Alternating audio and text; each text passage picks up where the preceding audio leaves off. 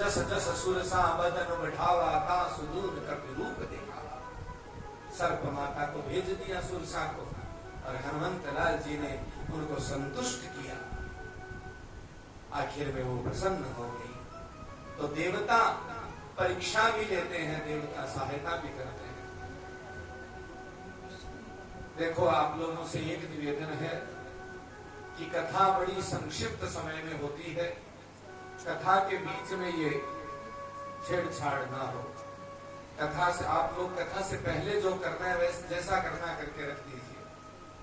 अभी भैया ढोलक पे थाप मार रहे तो भी ये बंद हो रहा है, तो ऐसे व्यवस्था नहीं करनी। ये ढोलक और हारमोनियम के लायक है नहीं ये व्यवस्था। ये तो सिंगल आप हम केवल करें तो चल जाएगा, इन सबके साथ ये नहीं चलेगा। बोलो राधे राधे। अब जैसा है वैसा नहीं। तो देवता वहां सहायता करते हैं जहां मनुष्य प्रयत्नशील है, उद्यमशील है। भगवान ने ये नाक, कान, आंख, हाथ, पैर, बुद्धि, इंद्रियां क्यों दी हैं? क्या खा पी के सो जाने के लिए? नहीं, ये प्रयास करने के लिए दी है। हमारी संस्कृत गिरवाण वाणी देव भाषा कहती है, कृते प्रयत्ने किं न लभेत एवं संति विचाराः धीर भगीरथ वंशोष्माकं वयं तु कृत निर्धाराः। आप तय तो कीजिए कि आपको करना क्या है, आप निश्चित कीजिए, फिर देवता भी आपके पीछे पीछे सहायता करने के लिए आ जाएंगे। लेकिन हम चिंता करके बैठ जाते हैं। जो केवल चिंता करते हैं, हाँ, उनके हाथ राख आती है। जो चिंतन करते हैं वो मणि निकाल के लाते हैं। इसलिए श्री सनक सनातन सनत कुमार ऋषि कहते हैं, शृणु नारद वक्ष्यामो विनम्राय विवेकिने गंगाद्वार समीपे तू तटमानंद नामकम। ये कथा कहां पे हुई?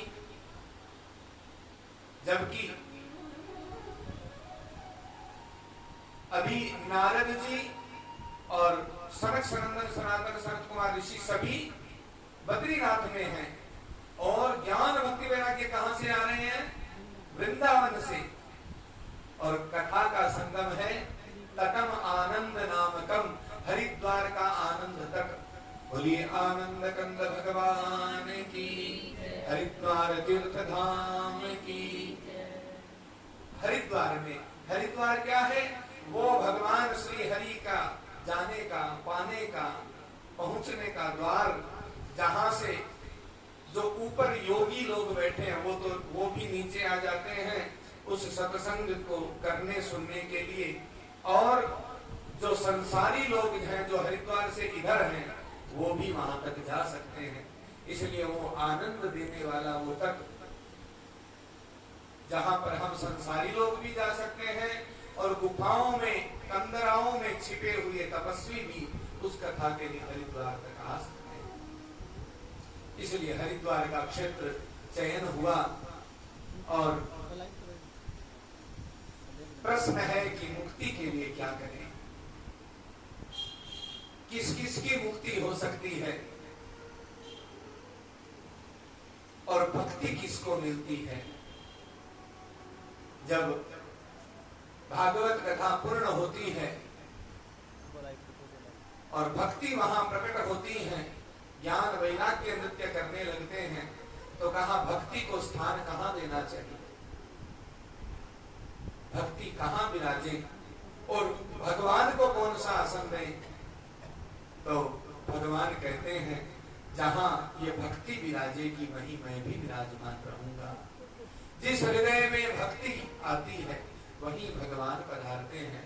और जिस भक्ति में क्लेश, कालुष्य, वैमनस्य, काम, क्रोध, मद, मोह, लोभ, ईर्ष्या, द्वेष आदि का जमावड़ा रहता है, वहां में तो भक्ति आती है। और जहां भक्ति नहीं आती वहां भगवान भी नहीं आते। इसीलिए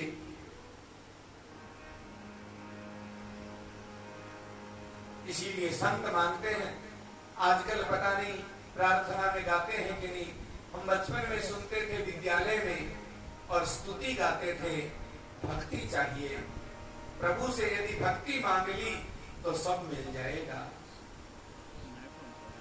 दया कर दान भक्ति का हमें परमात्मा देना। दया कर दान भक्ति का हमें परमात्मा देना। दया कर दान हमारी शुद्धता देना। दया करना हमारी आत्मा में शुद्धता देना। और वो शुद्धता कब आएगी? जब प्रार्थना करें हमारा कर्म हो सेवा, हमारा धर्म हो सेवा, हमारा कर्म हो सेवा, हमारा धर्म हो सेवा, हमारा धर्म हो सेवा। सदा ईमान हो सेवा,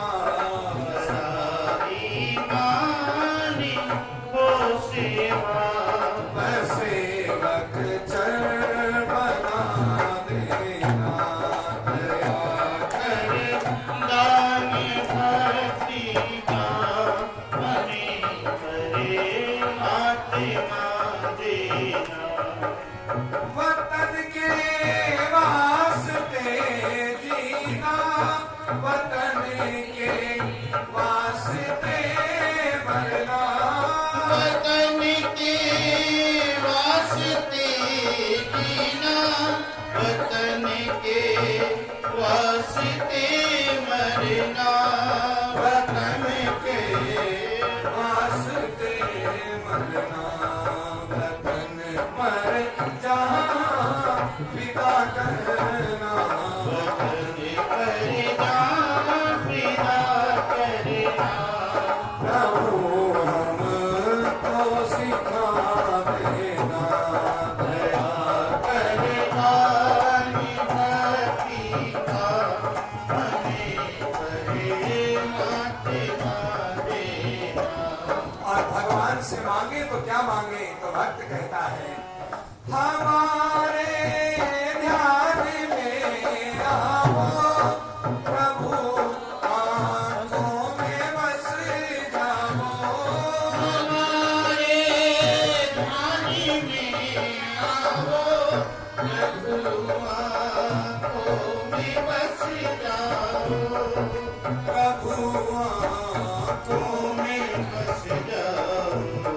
अंधेरे दिल में आकर के, अंधेरे दिल में आकर के परम ज्योति जगा देना।